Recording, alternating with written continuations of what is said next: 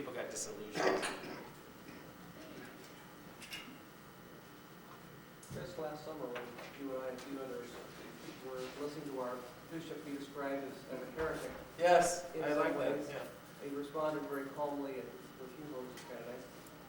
Was that more of an institutional thing, you think, from the Lutheran standpoint? Yeah. Or maybe was it, Yeah. because a couple of the younger people were talking about Luther in such exalted ways. Right. Do you think there Oh, I think that was a good example. Yeah. What Chris is referring to is that when there was a meeting between the Lutheran pastors and some Episcopalians, and the two bishops were there, and they were talking about the Concordat before last summer. And a Lutheran seminary student accused our bishop of being a heretic.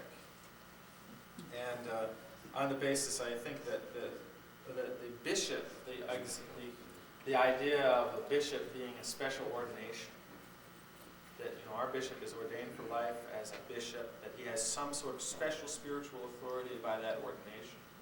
That's unbiblical from his point of view, because Christ only talked about one ordination. It's sort of the Pauline position of the priesthood of all believers, and that the Episcopal Church in its hierarchy and institutional forms is contradicting the fundamental Christian biblical faith by imposing these institutional forms of bishops against what he considers to be the biblical position. I'm not impressed by his argument at all, but that is a good example of the kind of the conflict that comes in over that kind of real Protestant position, a priesthood of all believers, and the Episcopalian nuance of that, but with our kind of levels of ordination. And that is a threat to some people's point of view. And that might be one reason why people might leave the Episcopal Church, because they move more towards an informal or individualist view of religion, and a more democratic view, if you will, of religion, and the Episcopal Church stands in opposition to some sense to that. Chris, in more recent history, what do you see as the reason that the evangelical movement has become so strong to the point of totally denying science? Oh yeah, and a lot of my students at Augustana do. I asked my students. Why has it all of a sudden become stronger? Well, in the last 30 years, a lot of my students, I quiz them, how many believe in, I would say about 20, maybe as much as 20% of my students just say that Darwin is wrong, and that's what they were taught. The others have anywhere in between. I think it's this point about where the rock is going to be. For Protestants, the rock has always been the Bible. And if the Bible, there's the trick, if the Bible, in an age of science, if the Bible can't be scientifically authoritative, then the Bible loses its authority. If the Bible can't rise superior to science in the sense of having superior scientific explanations of things than science does, then the Bible is threatened in its authority.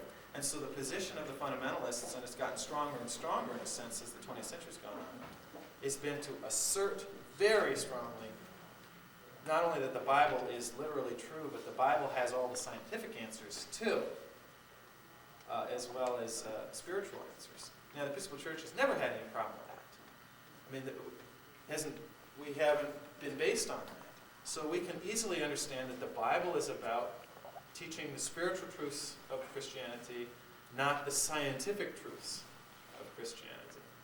And we separate that out, and you don't have a problem. Or not as big a problem anyway. Depends where you talk.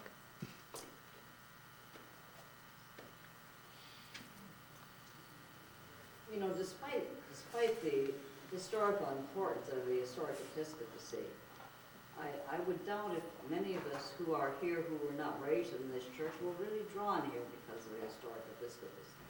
No, it's just probably more exists. this. It's more this. Probably the forms of the historic forms of the church rather than the episcopacy itself. When the bishop was defending himself and the church against the Lutherans, he was basically saying the historical episcopal is not such a big deal. It's not something we're going to get all hot and bothered about. It's a form. He was really putting it down here. It's not this hierarchy that's going to be imposed upon you. It's more of a formal thing. It gives structure to the church. It's a way of assigning leadership in the church, which is necessary to any organization. But the Lutherans weren't buying it. They just weren't. Yeah. Was there any mention in that discussion about the Lutheran Church of Sweden Oh, having the? I brought it up. Yeah. In my group, I had a little group. I said, but you know, there's bishops. In fact, even the American churches have used the term bishops.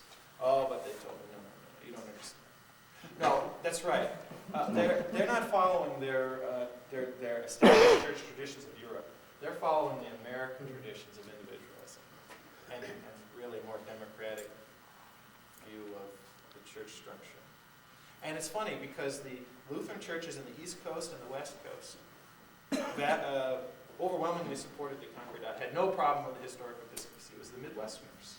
Yeah, but they need us in the East and in the West. Well, They that's don't need part us of it. here. Yeah, there are two things, I think. One is that the Midwesterners are more likely to be American individualists, but also because, you're right, they're dominant here in the Midwest, Yes.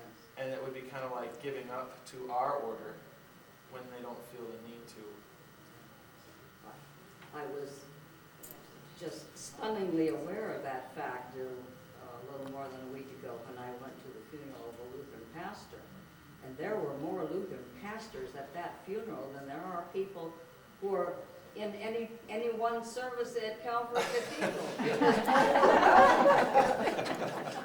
and the scripture, part of the scripture, they were all robed in white. And part of the scripture was from Didn't see Revelation. The saints robed in white, and all you had, and I was stuck in the middle of it, a sea of Lutheran clergy, and they were all robed in white.